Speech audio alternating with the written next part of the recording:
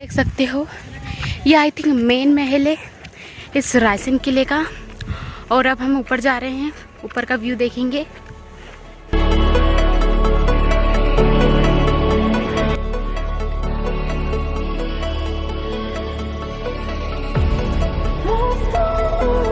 Look at this view, really बहुत ही बड़ा महल है।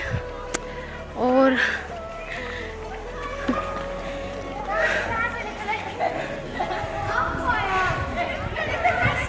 कितना बड़ा महल है,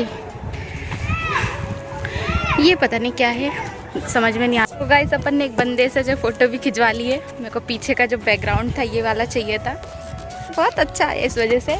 अच्छा, एक चीज़ और बताना चाहती हूँ मैं आप सभी को कि इत्रदान महल जो है यहाँ का, उसमें इको साउंड सिस्टम है। उसके भीतर जो है इको साउंड सिस्टम मीन्स होता है कि एक आले से आप आवाज़ करोगे यानी कि फुसफुसाओगे तो दूसरे आले में आपकी आवाज़ सुनाई देगी कि आप क्या कहना चाहते हो। वो महल मुझे मिल नहीं रहा है तो वो ढूंढती हूँ मैं कहाँ पर है, और वो चीज़ मैं ट्राई करूँगी। तो ये था इसका इको साउंड सिस्टम, इसी वजह से ये महल इतना ज़्यादा पॉपुलर था उस टाइम पर। तो चलिए मैं आपको आगे का बताती हूँ।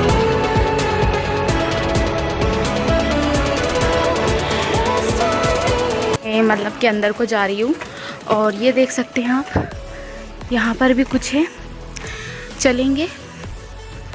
पहले अंदर चलते, बड़ा अंधेरा हो रहा है पता है।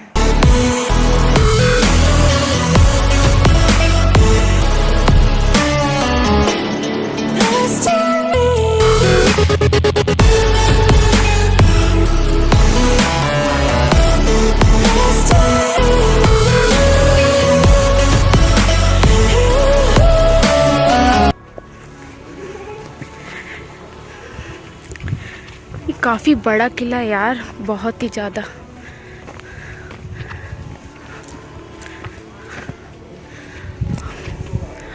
अब ऊपर कहाँ से जाना है वो चीज़ देखते हैं। यहाँ तक तो आ गए, नहीं समझ में नहीं आ रहा है, मुझे ऊपर जाना है मगर कहाँ से जाना है। चलो नीचे का कवर करते हैं, नीचे से देखते पहले, देन ऊपर देखते हैं। ये कुछ ऐसा है, बहुत ही ज़्यादा डरावना महल है यार। एक आपको बड़ा शानदार सा व्यू देखने को मिलेगा यहाँ से, जो मैं आपको दिखाती हूँ अभी।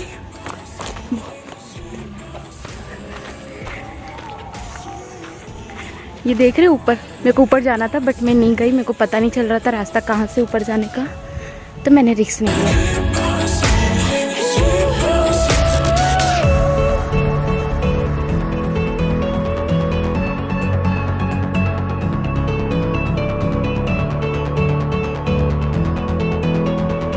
दूर दूर तक की जगह यहाँ से दिख रही है, पर 2-3 आंटियाँ खड़ी थी, मैंने फिर से फ़ोटो खिंचवा ली उन लोगों से बोलकर।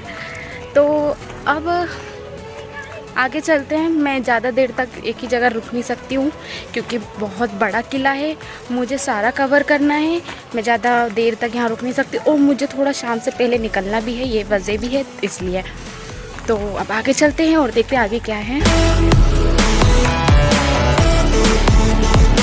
इन सब के अलावा और क्या है मैं वो बता दूं। इन सब के अलावा है जैसे कि मैंने आपको बताया, वाटर हार्वेस्टिंग सिस्टम भी है, इको साउंड सिस्टम भी है, प्लस यहाँ पर कौन कौन से महल है। यहाँ पर रानी महल है, धोबी महल है, कचहरी महल है और चमार महल है, बाला महल है और 1-2 महल और हैं जिनका भी नाम नहीं आ रहा मुझे।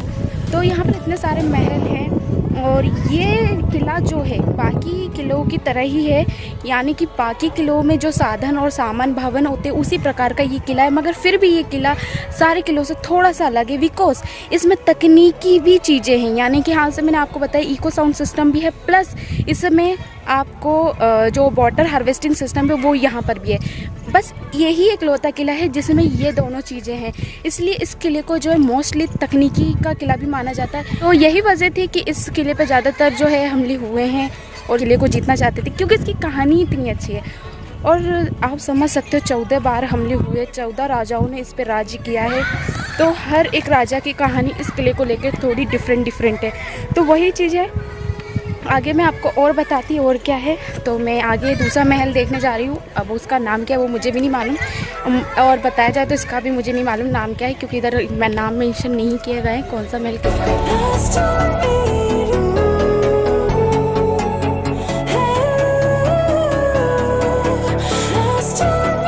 ये क्या है ये तो समझ ही नहीं आ रहा है। आई थिंक महादेव का मंदिर है। चलते हैं अंदर और देखकर आते हैं कि यह सच्ची महादेव का मंदिर है कि नहीं।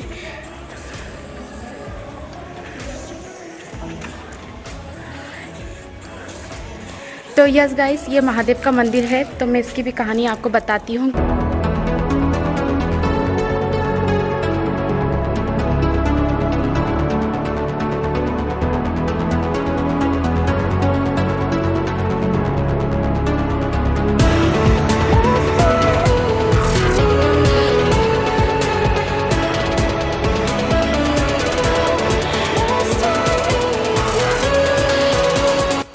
ये जो उमेश्वर महादेव का मंदिर, और ये मंदिर का ऐसा है कि ये पुरातत्व विभाग के अधीन आता है। तो उन्होंने ये मंदिर जो है बंद कर दिया था, मगर 1974 के टाइम पे यहाँ के लोगों ने एकजुट होकर इस मंदिर को खोलने के लिए आंदोलन भी किया था, जो कि शायद हो नहीं पाया था। लेकिन तब के जो मुख्यमंत्री थे यहाँ के वो थे प्रकाश चंद्र सेठी। तो उन्होंने महाशिवरात्रि के टाइम पे ये मंदिर जो था खोला था और यहाँ पर पूजा की थी, मतलब कि जो शिवलिंग थी उसकी प्रतिष्ठा समथिंग कुछ पूजा की थी।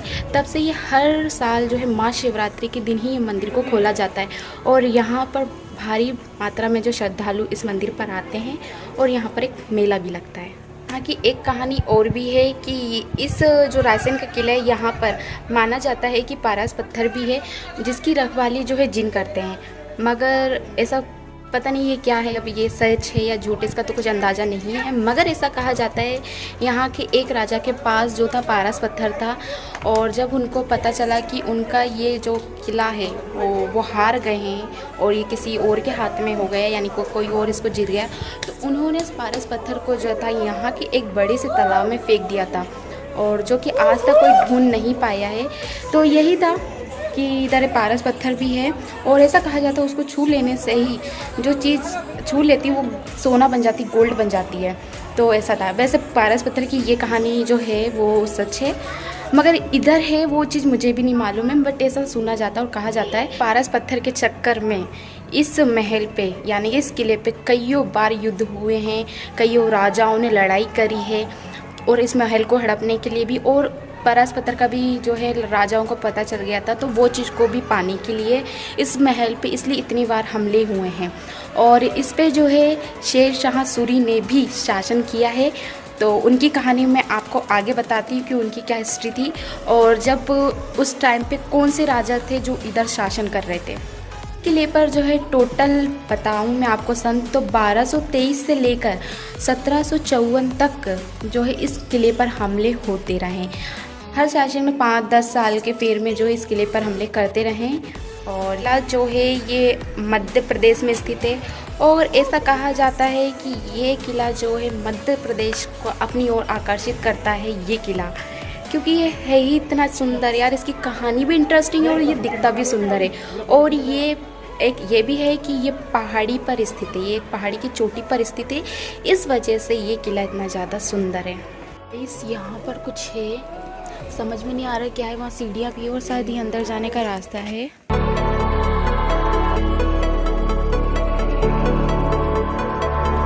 हम ये वाले महल पे जा रहे हैं, ये बड़ा ही खूबसूरत दिख रहा है। और यहाँ पर कुछ है जल व्यवस्था, लुक एट दिस।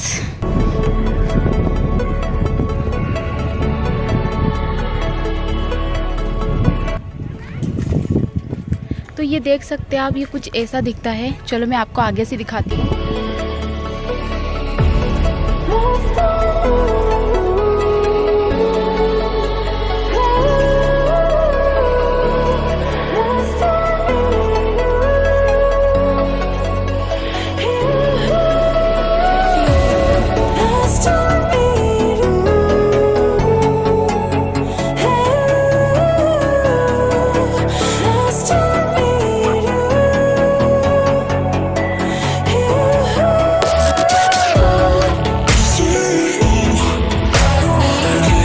तो गाइस ये पूरा महल जो है वो बलुआ पत्थर होता है उसके द्वारा निर्मित किया गया है और ये महल जो है बलुआ पत्थर की पहाड़ी पर ही स्थित है।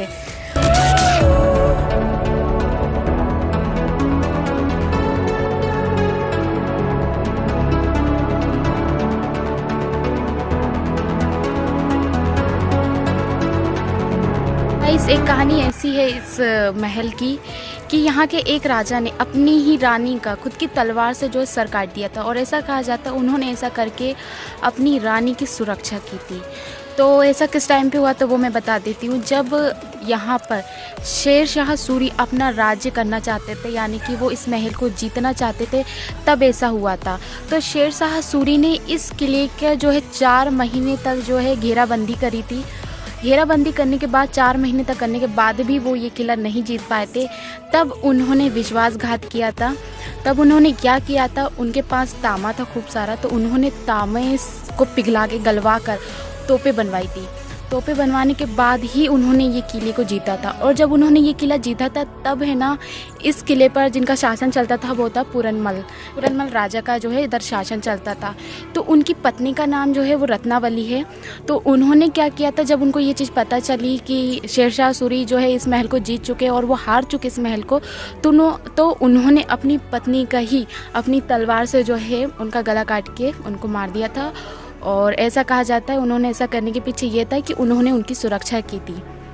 तो ये कहानी इस महल की जो कि बहुत ही हॉरिबल है। और ऐसा कहा जाता है जब ऐसा कुछ होता था यानी कि जब कोई राजा महल हार जाए और दूसरा राजा इस महल को जीत जाए तब उनकी रानियाँ क्या करती थी, या तो वो भाग जाती थी या फिर जोहर कर लिया करती थी, कुछ ऐसा करती थी, मगर वो अपने शत्रुओं के हाथ नहीं आती थी, यानी कि उनके राजाओं के शत्रुओं के हाथ नहीं आती थी। तो यही है। अब मैं यहाँ से जो है जा रही हूँ और टाइमिंग जो है वो 4 साढ़े 4 बजे का टाइमिंग हो रहा है। मुझे नहीं लगता मैंने शायद पूरा क्लियर मतलब जो ये किला है कवर किया है।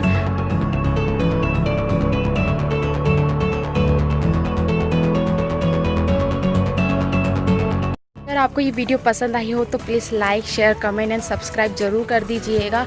और शायद ये वीडियो जो है 2 पार्ट में ही बने मेरी, क्योंकि बहुत ही लंबी हो चुकी है और मोबाइल की भी बैटरी लो हो रही है सही बताऊँ तो फिर मिलते हैं नेक्स्ट वीडियो में। तब तक के लिए बाय।